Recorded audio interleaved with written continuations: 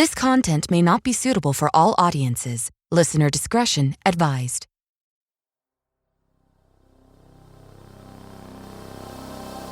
This isn't the kind of thing that can be kept a secret forever. They're here to stay, and a secret this large can only be kept for so long. When my 3-year-old tugged at my shirt, and he pointed toward the wall, and he looked at me and said, "Daddy, who's that man crying up there?" From Killer Podcasts, true tales of horror, bizarre happenings, unexplainable events. This is Disturbed.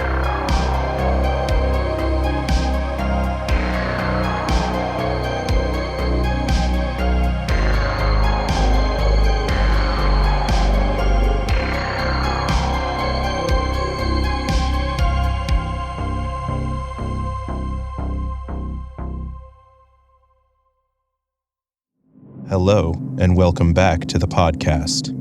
This week, we're bringing you 2 true stories that will alarm and unnerve.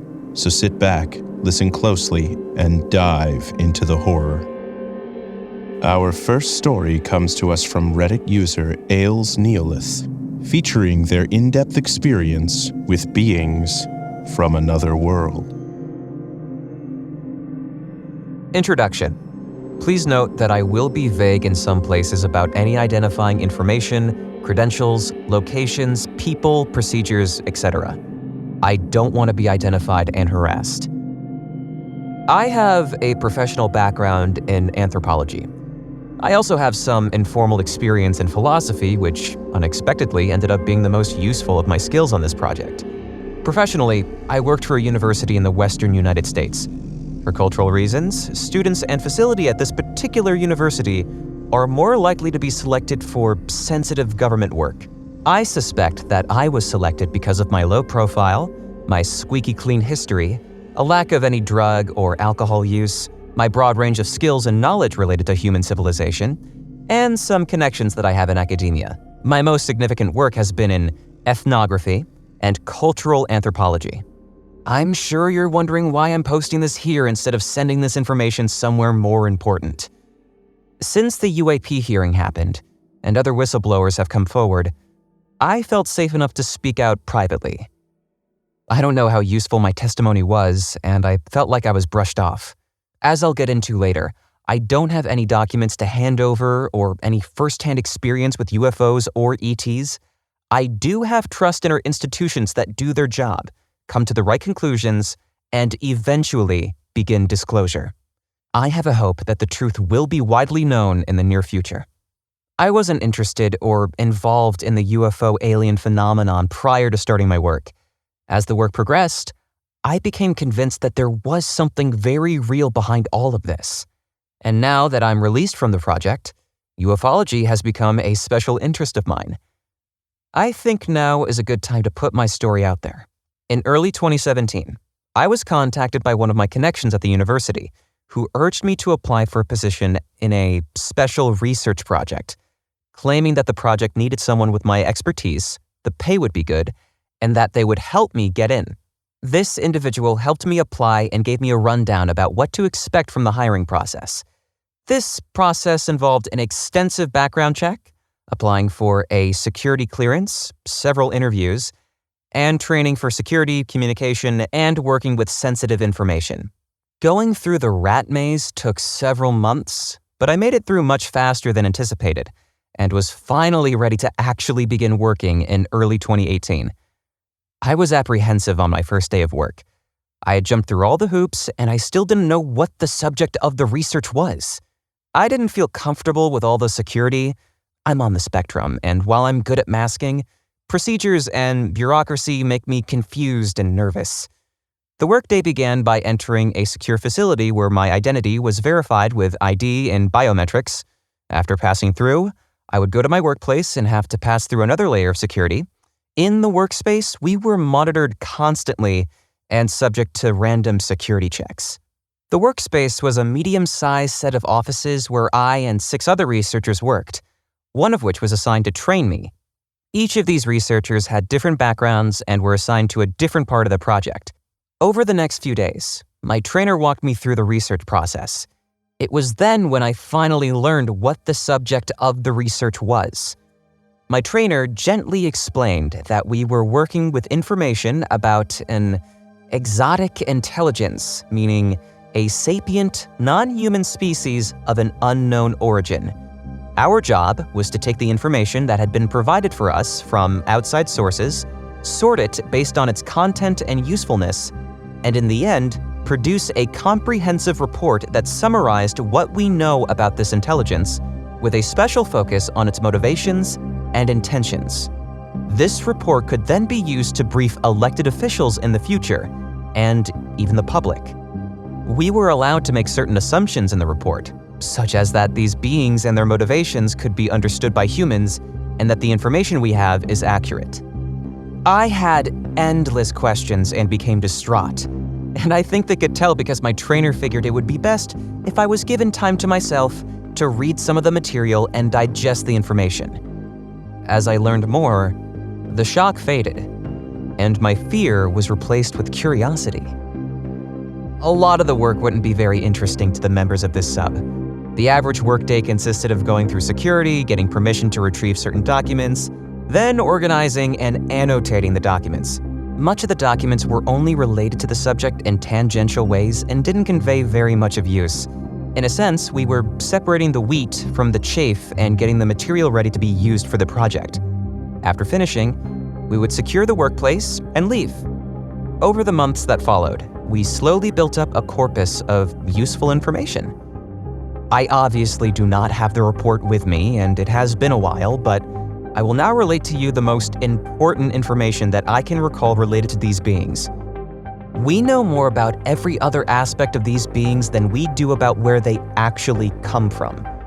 We do have some tentative ideas and speculation, but multiple hypotheses are still on the table. As I'll get into later, there is good evidence that life on Earth and these beings share a common ancestor.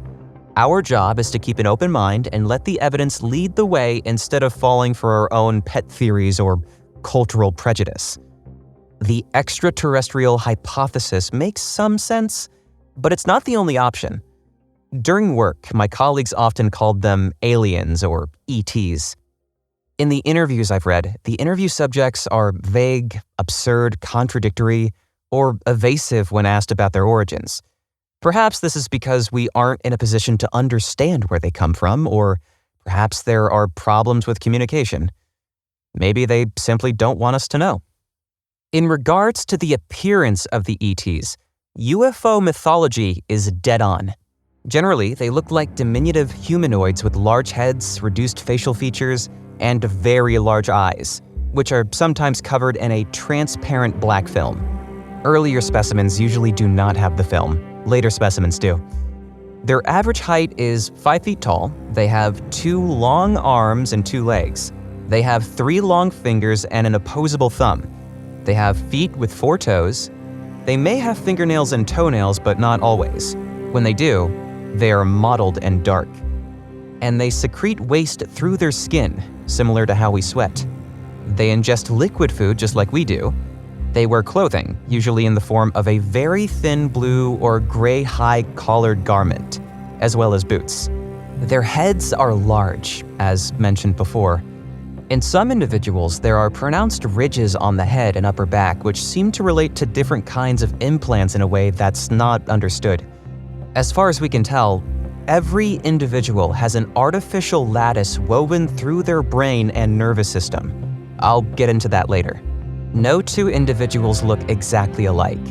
Head shape, eye shape, and size, the patterns and protrusion of the ridges, and skin color vary between individuals.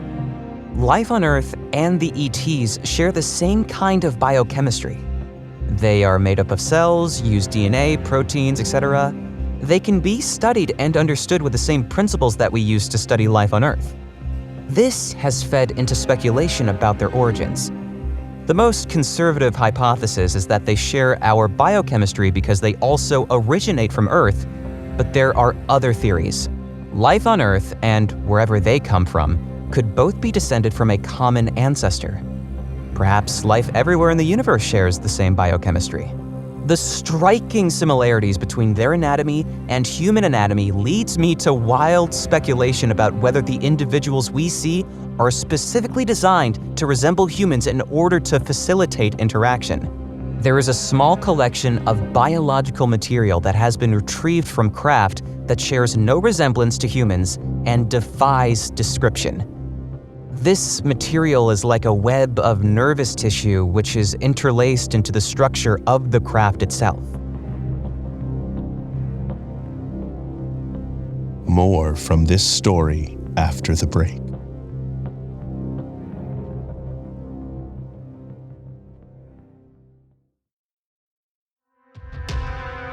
Welcome back to Disturbed. We now resume our story with Reddit user Ailes Neolith about his experience researching extraterrestrial life. Before, I mentioned an artificial lattice which is integrated into the nervous system. This lattice is at the heart of their technology. In interviews with subjects, they demonstrated the ability to communicate with and detect the presence of others of their kind in the same facility in different rooms. Tools retrieved from craft would be responsive to the touch and intentions of the ETs, but would be totally inert in the hands of human operators. This lattice is probably what makes these abilities possible. It is made of ordinary elements like copper and aluminum, and there is no discernible reason why it should be able to do what it seems to do. We were allowed access to documents that describe the capabilities of their craft as well as eyewitness encounters. But we were not allowed any data that would explain how their propulsion systems work or about anything regarding the reverse engineering of craft. The reasoning behind this is obvious. The special interests involved have begrudgingly begun to accept that disclosing the existence of the intelligence is necessary over the long term, but the one thing they refuse to do is relinquish their monopoly over exotic technology. I don't have much insight to give about the craft because the project focused more on the extraterrestrials themselves, their society, and implications for our society. The craft have a wide range of appearance, size, and behavior. It seems like each craft is designed for a specific purpose. Every craft is different, but they can be grouped based on shape and purpose. There are some edge cases that won't fit into this neat categorization. There are hundreds of objects in orbit that are likely created by this intelligence.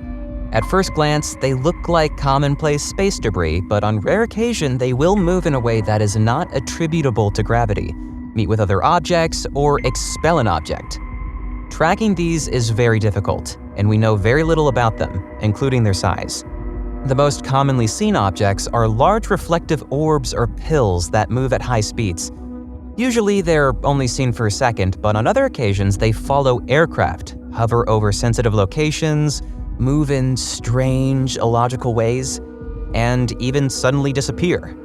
At night, these orbs sometimes emit orange light, although other colors can also be seen. These objects have been seen submerging into the ocean, as well as other bodies of water. There are egg-shaped craft which move in more predictable ways, although they move much faster than any man-made craft. We were allowed to have a lot of information related to these. These craft are the most likely to fail, and they are manned. Biological material and even living organisms have been recovered from these craft. These are the most interesting to me, as they contain occupants, living spaces, and large rooms full of equipment. We speculate that these are surveyors or scientists. In one particular case, a craft of this kind contained samples of Earth biota. There are no control panels or any kind of obvious mechanism for controlling the craft. This kind of craft has unfortunately become more uncommon over time. The classic flying discs and crescents have the greatest presence in popular culture, but they are not the most common objects. These are speculated to be stealth vehicles that are used for reconnaissance and research. On many occasions, these have landed completely empty. Because of my past work experience, most of my work on the report was related to actual interviews that had taken place with ETs. They were retrieved from crashes, but also from landings where the craft seemed to have landed on purpose and the beings came voluntarily. Reading these was very surreal. And I suspect the context of these interviews is part of the reason for so much secrecy. The way that they were being treated was inhumane and very unethical. The ETs have a very close relationship with their technology. They cannot survive very long while separated from their craft and from each other. They can't eat anything other than a special kind of liquid food, and human-made substitutes were not sufficient replacements.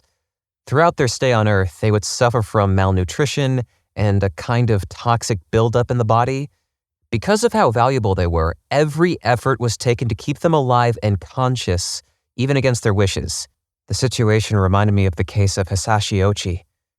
Something that deeply frustrated me was that they seemed to want to show us so much more, but because of the irresponsible behavior of the program, they couldn't.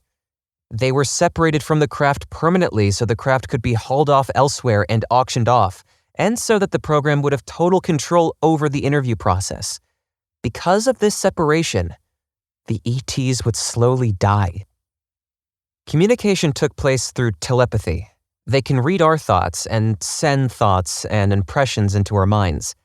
However, this takes a lot of concentration on the part of the interviewer, and communication would break down as the health and consciousness of the subject declined. The interviewer and the ET would communicate telepathically, then the interviewer would say the exchange out loud for it to be recorded. From reading interviews with detained subjects, I and other researchers were able to put together a rough picture of how this species works and why they're here. Instead of having any kind of formal social structure, these beings form a dynamic superintelligence that is a composite of all of their minds. Reproduction doesn't take place biologically. Instead, they are artificially created, with each one designed for a specific person as their society has need. The intimate interlinking of their minds causes them to behave as one superorganism rather than individuals. To get into why they're here, we have to understand their philosophy. Philosophy is a human word made for human contexts, so it may not be appropriate to use that label, but I'll use it anyway.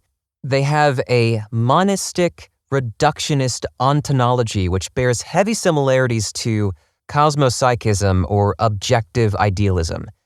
As far as I can tell, their philosophy is naturalistic but has some elements that could be misconstrued as religious.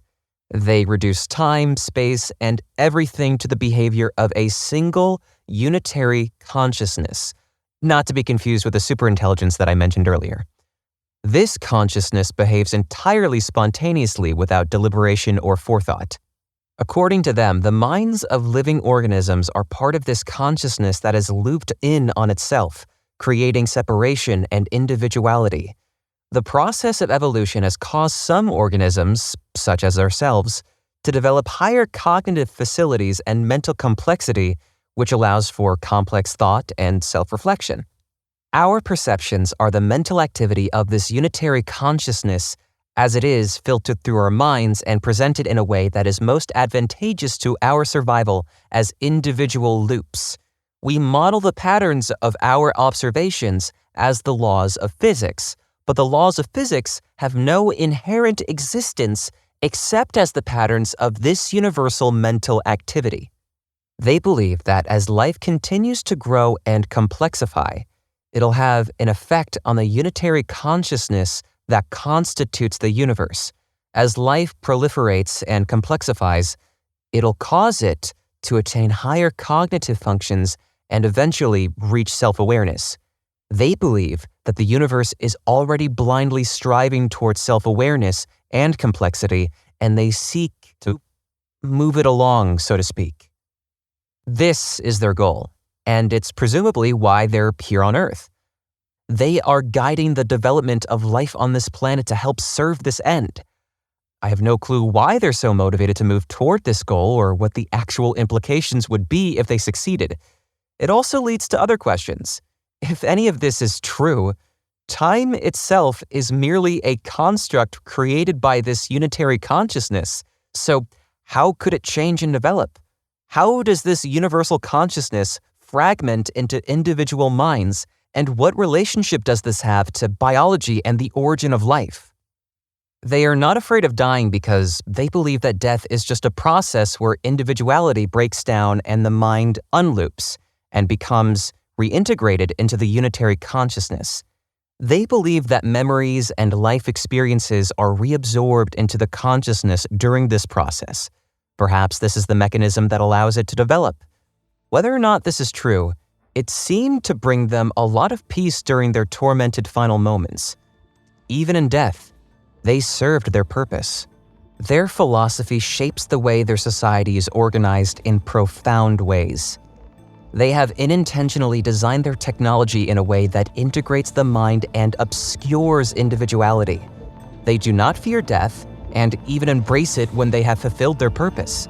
They have a positive attitude toward living organisms and ecosystems because the flourishing of life is so integral to them achieving their goals. However, they do not respect individuality, and they see individuals, including themselves, and species as expendable in the service of their goals.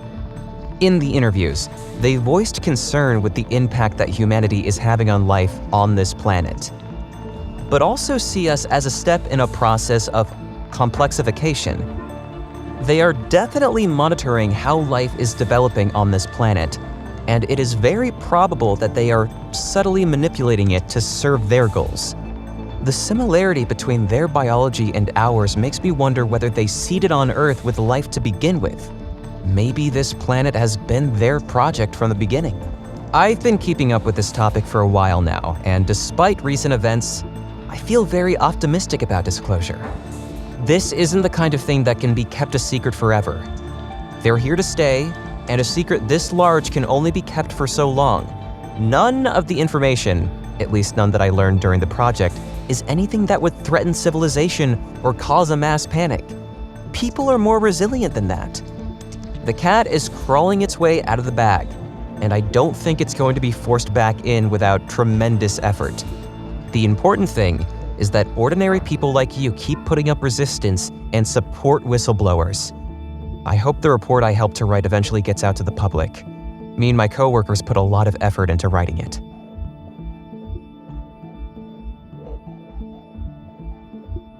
You're listening to Disturbed. We'll be right back.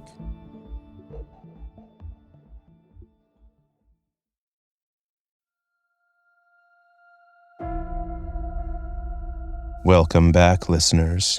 Our final story is a voicemail from disturbed listener Walter, telling us an experience he had with his father and young child in the hospital. If you have a real-life story you think could be on the podcast, share it with us at disturbedpodcast.com.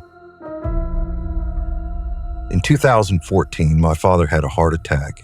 He went into the hospital to have a triple bypass surgery done. After his surgery was over, he went into the ICU and stayed there for a couple of days. After he left the ICU, he went into the normal recovery portion of the hospital. And I let him stay there for a couple days because I had a small child. He was 3 years old at the time. And when I finally brought him up to see his grandfather, I sat him on the foot of the bed because I didn't want my 3-year-old up close to his chest where he could have jumped on him and caused more pain.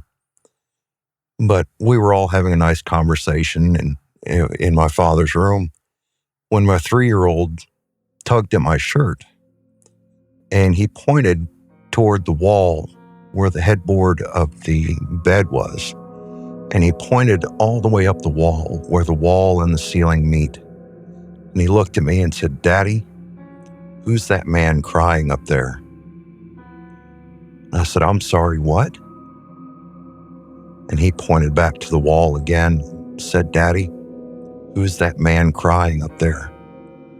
Now, obviously, there was nobody up there that we could see, but my 3-year-old did. The best we can come up with is it was my grandfather, my father's dad, who had passed away in 2009, watching over my father and crying because of my father's pain.